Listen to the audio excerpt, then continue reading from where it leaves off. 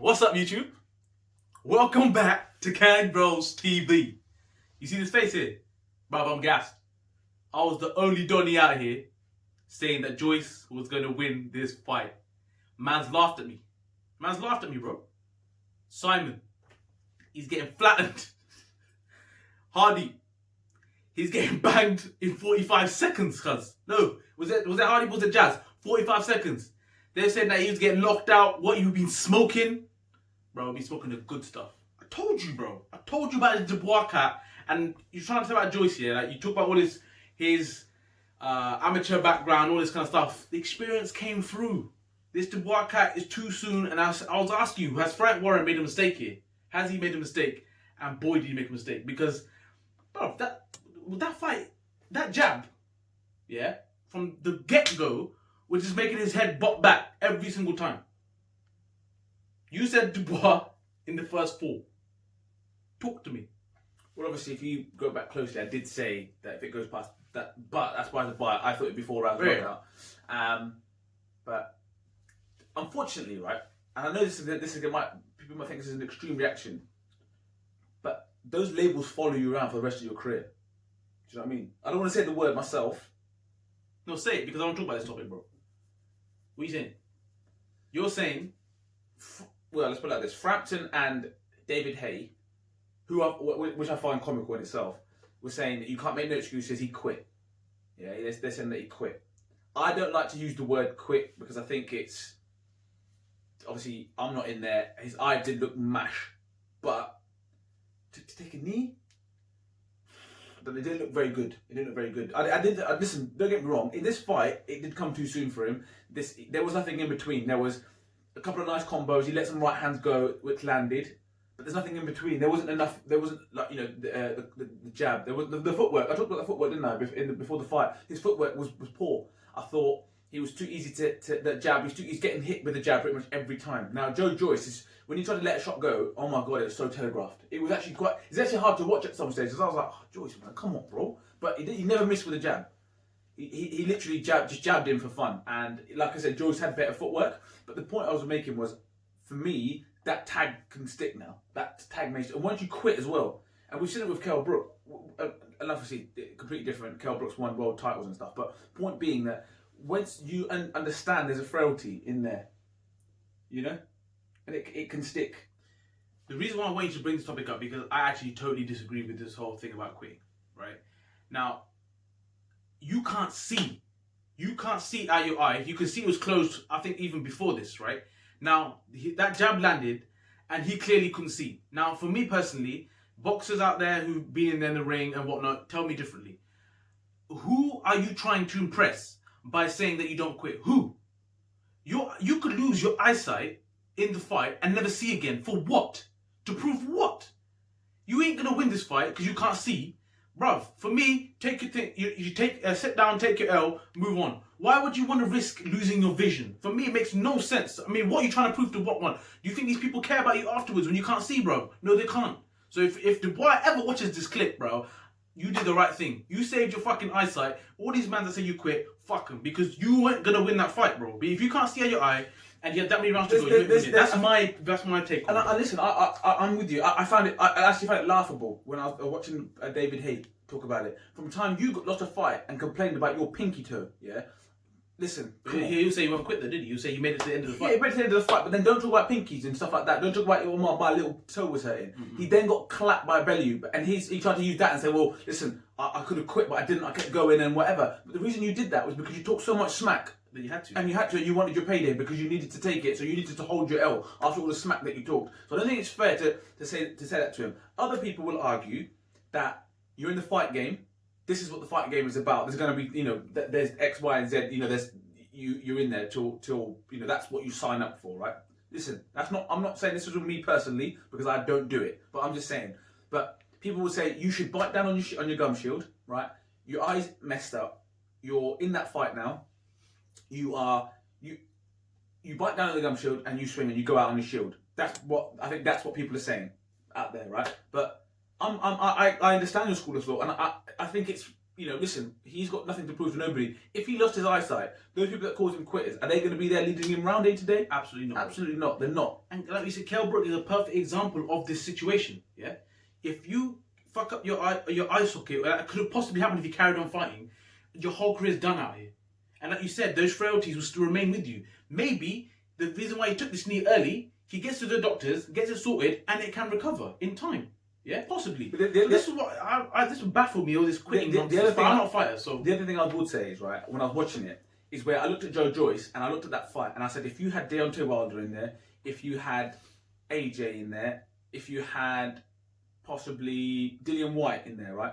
When he jabbed him with that left and Dubois, he could see that he felt something in his eye. He felt something that weren't right. He stood there, took a second to kind of try and recalibrate. Those other nasty heavyweights, yeah, they would have gone over there and clapped him. Do you know what I'm saying? Do you know what point I make? So all I'm saying is it shows that he's naive. I'm not like listen. The quitting thing, like I said, I don't like to say it because I think it's tough to say when you see the state of his eye. I can see the why people would say it's a fight game. That's what you sign up for. That's why you get paid the big bills. Bite down on your gum shield and you go out on your shield. You try and take him out. If you land the haymaker and he goes down, then you win the fight. You're going to lose either way, right? That's kind of what the argument would be.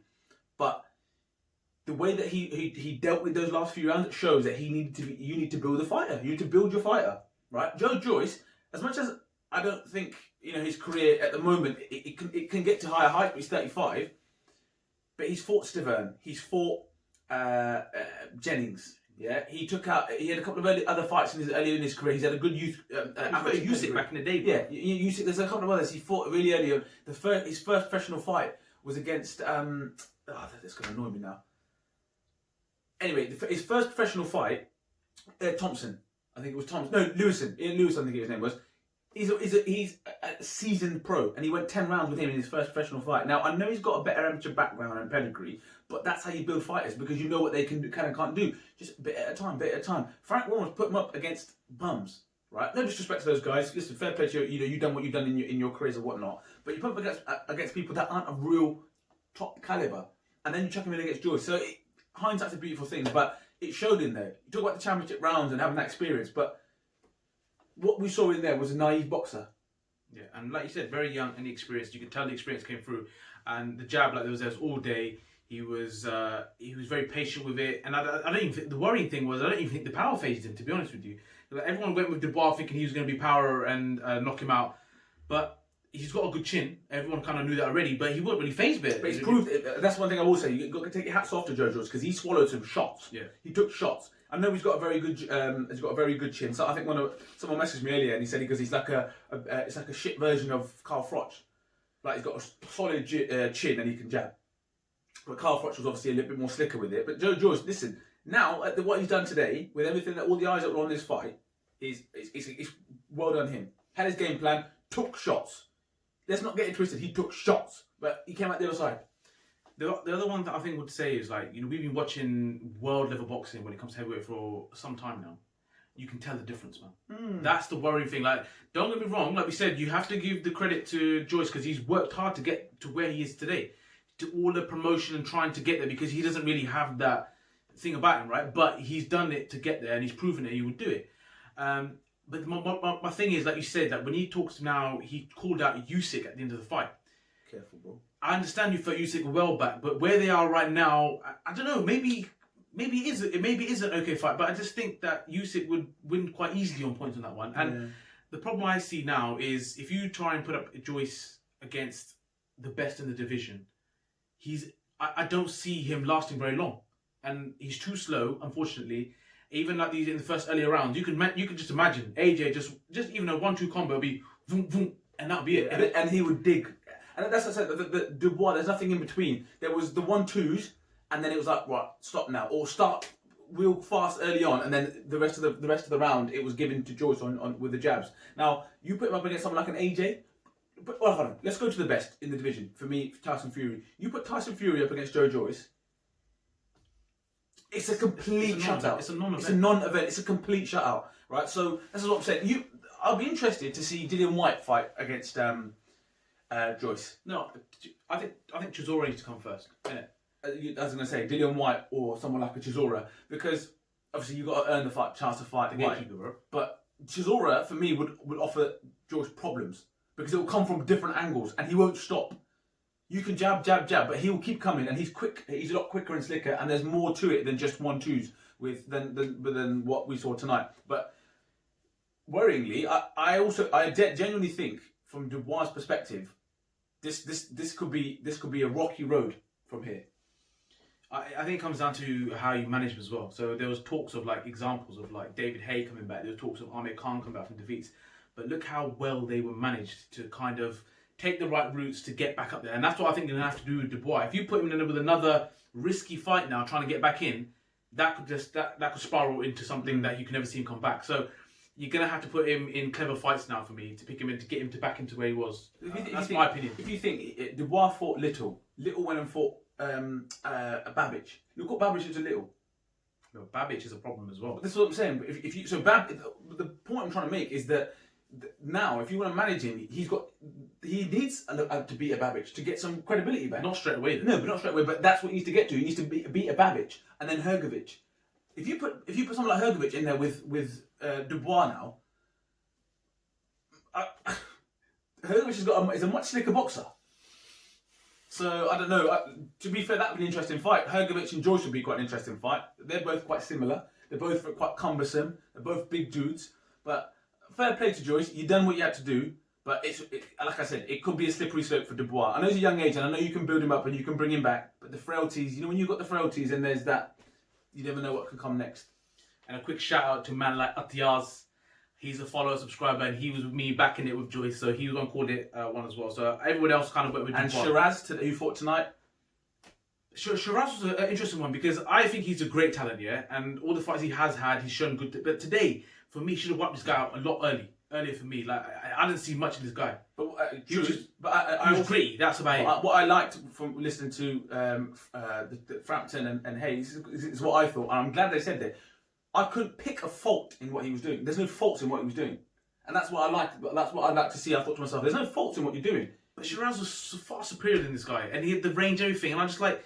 But sometimes it's good to get the round. That's what it was. That's what I think it's good to get the, and get some. And it was good that he finished it, innit? Yeah, and he finished him. Yeah. Listen, that guy tried to claim that you should let me carry on. He was throwing punches and there was no one there. Listen, it was done, cuz. It was done. So it was good, and hopefully he's up on the rise and good fighter, man, Shiraz. Yeah, and like you said, he uses all his attributes well, and he's got a bright future for sure. For me, like I said, I just liked him to wipe this guy a lot earlier because I just didn't think this guy had a lot to offer, to be honest. But like you said, I think the rounds are definitely doing good. First time I think he's been past 7. But yeah, I'm very, very excited about him. So yeah, let us know your take on this fight. I want the apologies coming in on the comments as soon as possible. And obviously, don't forget to share, like, and subscribe, and definitely comment, man.